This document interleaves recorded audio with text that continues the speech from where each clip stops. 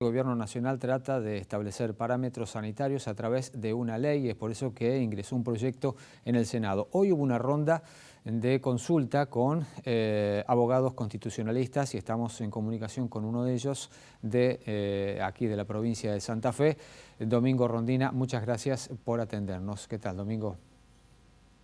¿Cómo les va? Gusto en estar con ustedes. Bueno, ¿qué significaría esto, Domingo, esta ley dentro de lo que es el derecho? Mucho se ha hablado, ¿no?, de que si el gobierno nacional puede, no puede implementar las medidas. ¿Qué vendría a solucionar esto?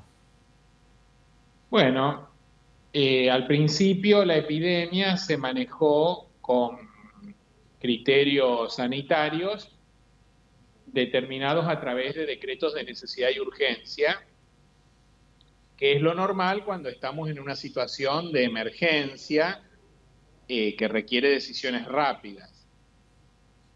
Si bien la situación sigue siendo de emergencia, todo indica que se va a alargar más de lo previsto. O sea, no va a ser una cuestión de meses, sino que evidentemente va a llevar un tiempo más.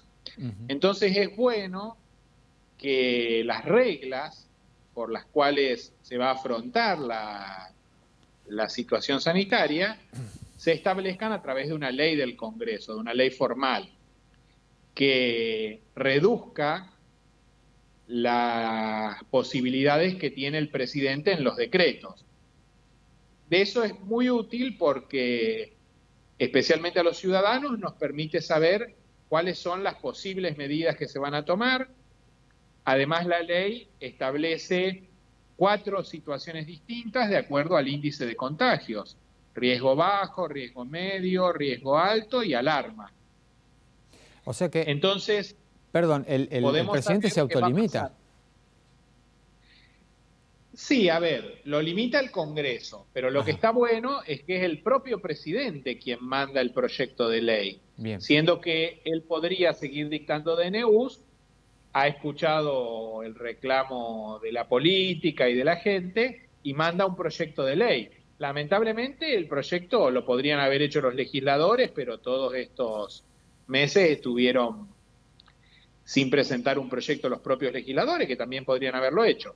Pero bueno, el presidente envió un proyecto que por supuesto se puede mejorar en el Congreso, pero que va a implicar una limitación para el presidente y en ese sentido me parece que es positivo.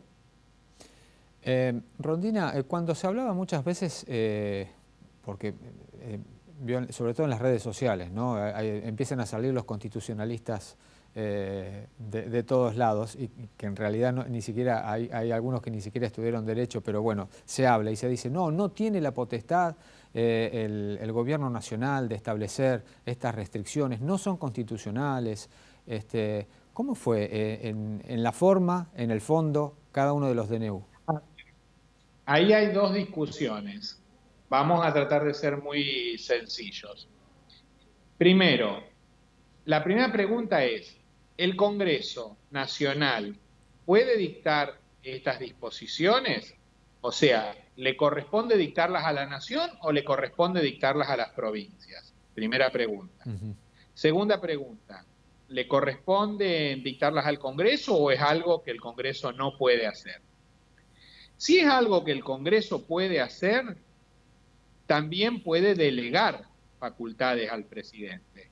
Entonces, por ejemplo, en la ley el Congreso establece que se debe usar barbijo en espacios compartidos. ¿Eso es algo que el Congreso puede hacer? Sí, es una limitación a la libertad, pero es una limitación razonable en este contexto. ¿Es algo que le corresponde al Estado Nacional? Sí, como es una medida sanitaria, la puede adoptar el Estado Nacional.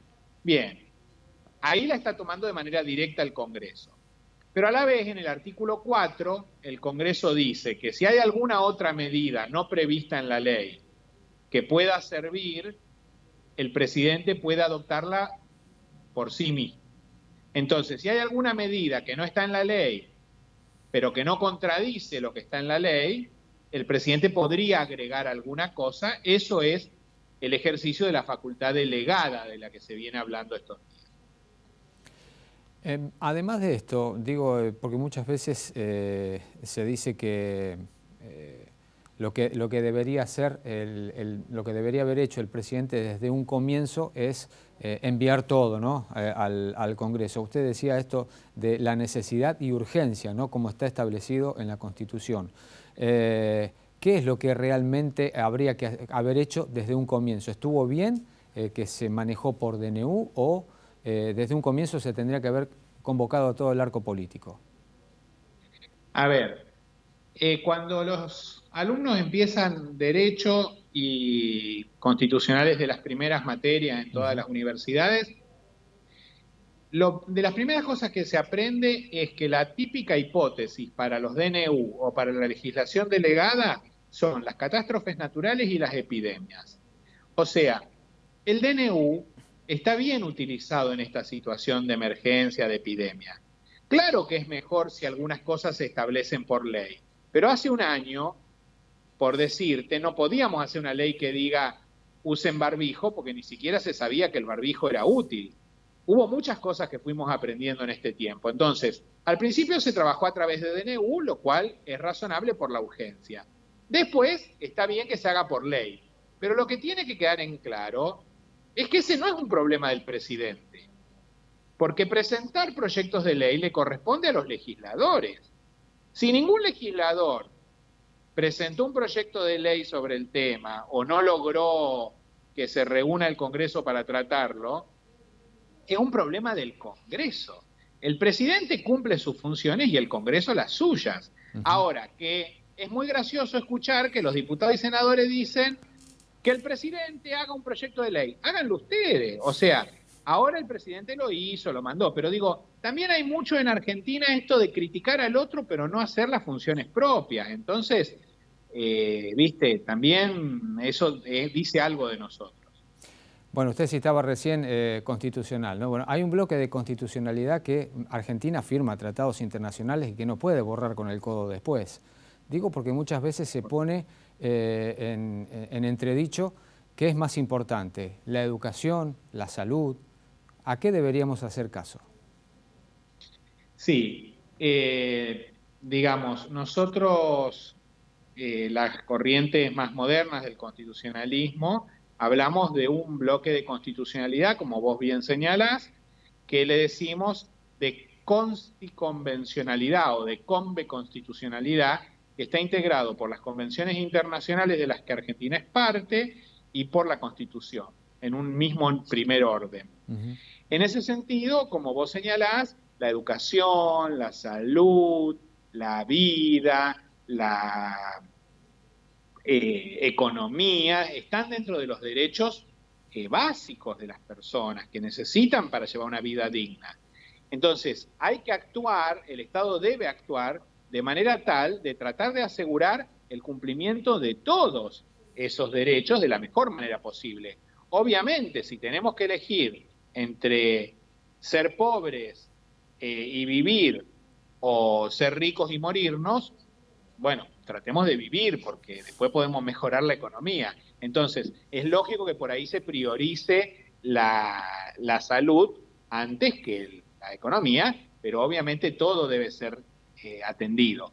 Lo que pasa es que no se pueden plantear esas falsas dicotomías, es decir, ¿es salud o es educación o es economía? Hay que tratar de conciliar todo un poco para que podamos subsistir como país, como comunidad. Domingo Rondina, muchísimas gracias por el tiempo y por la explicación que ha sido Gracias, siempre es un gusto hablar muy contigo. explícito.